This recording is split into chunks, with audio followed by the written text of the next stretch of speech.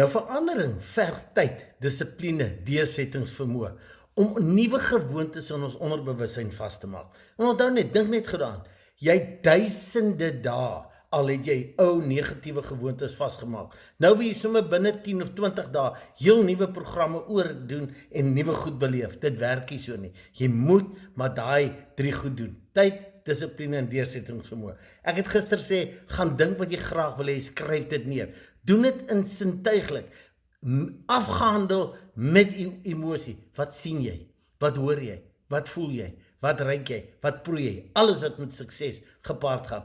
Maar 'n ander baie belangrike beginsel wat ek nou wil meld, wat jy moet doen.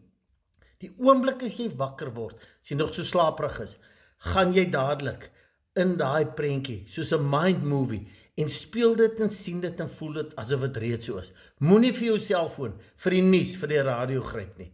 Doen dit eerste.